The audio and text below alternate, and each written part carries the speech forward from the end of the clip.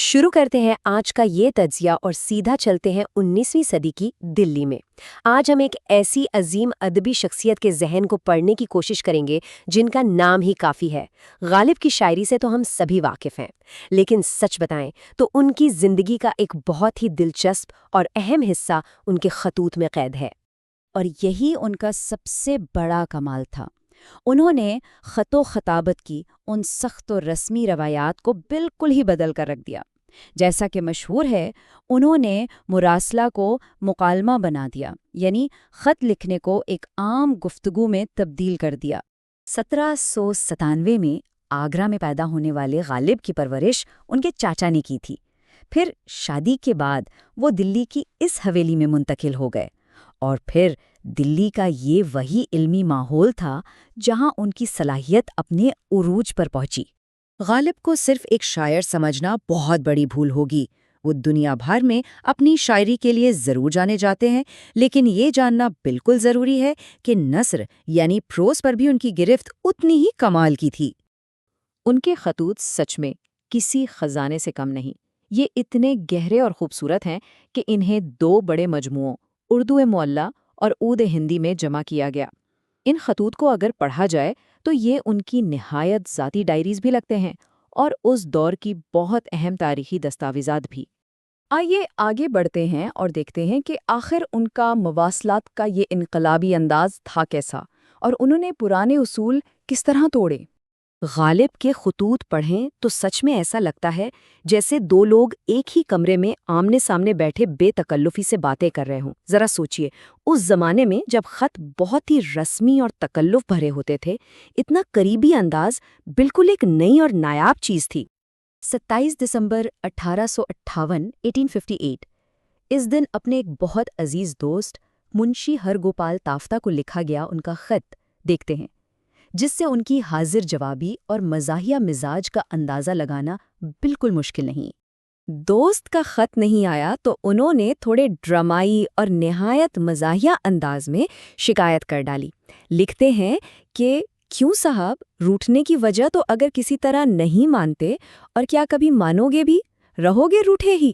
اصل میں تنہائی دور کرنے کے لیے انہیں صرف ڈاکیے کا سہارا تھا۔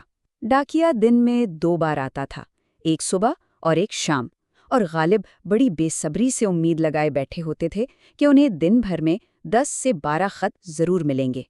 اور پھر شرارت دیکھیے، اپنے دوست سے گزارش کرتے ہیں کہ بس خط لکھ بھیجیں، اور کہتے ہیں کہ آنے میں لخت نہ کرو، ایسا ہی ہے تو بیرنگ بھیجو، یعنی اگر ٹکٹ خریدنے میں کنجوسی کر رہے ہو تو اس کے بنا ہی بھیج دو، مگر بھیجو ضرور۔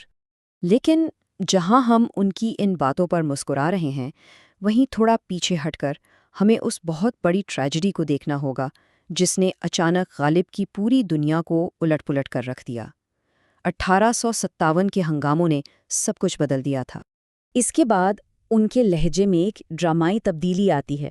جون یا جولائی 1858 میں انہوں نے منشی تافتہ کو ایک اور خط لکھا، پر اس بار ہمارا سامنا اس مزاحیہ دوست سے نہیں بلکہ ایک ایسی شخصیت سے ہوتا ہے جو شدید دکھ میں ڈوبی ہوئی اور تاریخ کی تباہی کی چشم دید گواہ ہے۔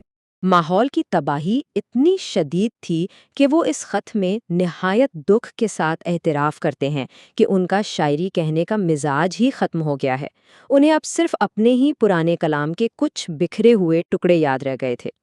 اپنی یادداشت سے وہ اپنا ہی ایک مقطع بیان کرتے ہیں: زندگی اپنی جب اس شکل سے گزری غالب، ہم بھی کیا یاد کریں گے کہ خدا رکھتے تھے۔ وہ سوال کرتے ہیں کہ جب ساری زندگی اس قدر اذیت اور دکھ میں گزری تو انہیں بھلا کیسے یاد رہے گا کہ ان کا کوئی خدا بھی تھا۔ یہاں غور کرنے والی سب سے اہم بات یہ ہے کہ انہوں نے اس مصیبت کو کس قدر غیر جانبدار اور آفاقی انداز میں درج کیا۔ وہ ان انگریزوں کی موت پر بھی برابر رنجیدہ تھے جو فسادیوں کے ہاتھوں قتل ہوئے، اور دوسری طرف ان لاتعداد ہندوستانیوں کا غم بھی مناتے تھے جن میں ان کے شاگرد، رشتہ دار اور دوست شامل تھے جو خاک میں ملا دیے گئے۔ وہ ایک بہت ہی چبھنے والی بات کہتے ہیں۔ ان کا کہنا تھا کہ جب کسی ایک عزیز کا ماتم کرنا اتنا سخت ہوتا ہے تو تصور کریں اس شخص کے لیے زندہ رہنا کتنا دشوار ہوگا جسے ایک ہی وقت میں اتنے سارے لوگوں کا ماتم کرنا پڑ رہا ہو۔ یہ اس ہر انسان کا عظیم نفسیاتی بوجھ تھا جو اس تباہی کے بعد اکیلا بچ گیا تھا۔ جب یہ درد برداشت سے باہر اور سانس روک دینے والا بن جاتا تو وہ چپکے سے اپنی اس دل ہلا دینے والی لائن کو گنگناتے تھے، آئے مرگ نگہاں تجھے کیا انتظار ہے۔ وہ اچانک آ جانے والی موت کو پکار رہے تھے کہ آخر اب اسے کس بات کا انتظار ہے تاکہ یہ ذہنی اذیت ختم ہو۔ 1869 تک آتے آتے، جو کہ ان کی زندگی کے آخری سال تھے، ان کا یہ ذاتی دکھ فانی ہونے اور موت کے حوالے سے ایک آفاقی سوچ کا روپ دھار لیتا ہے۔ وہ اپنے اس تکلیف دہ خط کو نقصان کے ایک نہایت گہرے احساس پر ختم کرتے ہیں۔ وہ کہتے ہیں کہ اتنے دوست چلے گئے ہیں کہ اب جب میری موت ہوگی تو مجھ پر رونے والا کوئی بھی نہیں بچے گا، اور اس حقیقت کے بعد وہ انا للہ و انا الیہ راجعون کہہ کر حقیقت کو مکمل طور پر تسلیم کر لیتے ہیں۔ تو اس سارے تجزیے کے بعد سوچئے کہ جب ہم ان پرخلوص اور بغیر بناوٹ کے لکھے گئے خطوط کو پڑھتے ہیں تو تاریخی شخصیات کو دیکھنے کا نظریہ کیسے بدل جاتا ہے، ایک شرارتی دوست سے لے کر ایک ایسے شخص تک جو تباہی کا بے بسی سے مشاہدہ کر رہا ہو۔ کیا یہ سب ہمیں مجبور نہیں کرتا کہ ہم ان عظیم لوگوں کو صرف بے جان مجسموں کی طرح نہیں بلکہ پوری طرح سے زندہ احساسات رکھنے والے انسانوں کی طرح سمجھیں؟